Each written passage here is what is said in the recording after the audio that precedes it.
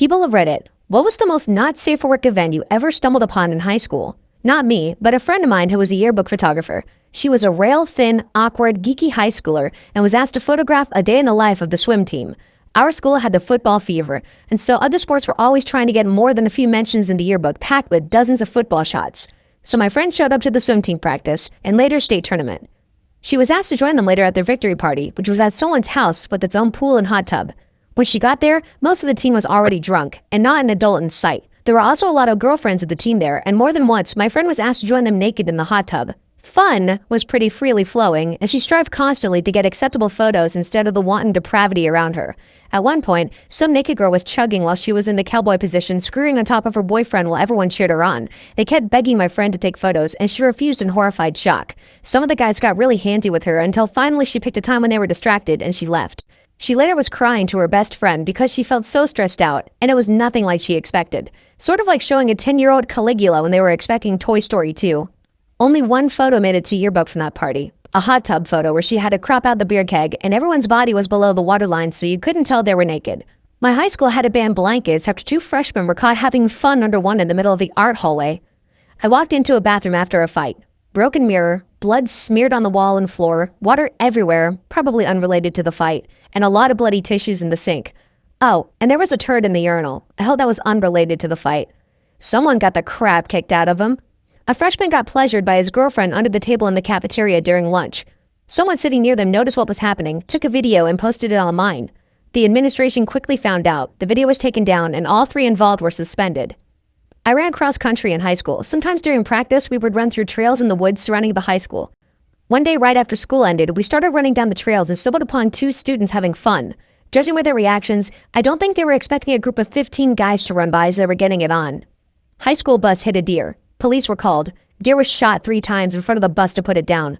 Watched it from the parking lot while skipping school. We had a girl who would sit in the back of the bus and seemed to always have a different dude sit next to her. Turns out she was giving guys pleasure for a small price. Had a guy run through the school completely naked. High school, by the way. Even ran up and slapped some teacher's butt. Haven't heard of him since, but it was like 5+ years ago. Legend has it that a guy in my sophomore or junior year used to sit next to his girlfriend and get pleasure during English class. A sophomore in my school gave a freshman a donut filled with white sauce. He got criminal charges. I have no idea what the criminal charges were. I do know that he got fired from his job and expelled. Walked into a bathroom after school and found a guy and a girl about to go to town. She had her shirt off and skirt up. He had his pants on. I mean, I caught them just before the moment of insertion. I said nothing. I would have let them to it, except all of the bathrooms on campus except this one were always locked shortly before last bell. So I silently walked to a urinal, calmly did my business, properly washed my hands. By the time I went to leave, the girl was hiding in a stall and the guy was waiting by the door. I shrugged at the guy. Guy shrugged back. I left and heard the door lock behind me. Not one of us said anything or made a sound during the entire exchange. Edit. For everyone calling it a power move, I appreciate it, but I just didn't want to have to pee in the bushes. We always threw house parties at my friend's house. One day I went to grab my jacket from one of the rooms and I heard some moaning and groaning, so I thought it was just a couple hooking up. I flipped the lights on because I couldn't find my jacket and saw that 3 of the track girls were butt naked, finger banging and eating each other out. Instead of just standing there and watching or trying to participate, my nerdy high school self said, "Hi," waved, and said, "Have fun," as I walked out, giving them privacy. Later on that year, I ended up dating one of the girls and would always try to mention it and maybe try to get a threesome going. Never happened though. She said it was just a drunk moment. We had 2 people banging under the band bus in the mud at a contest.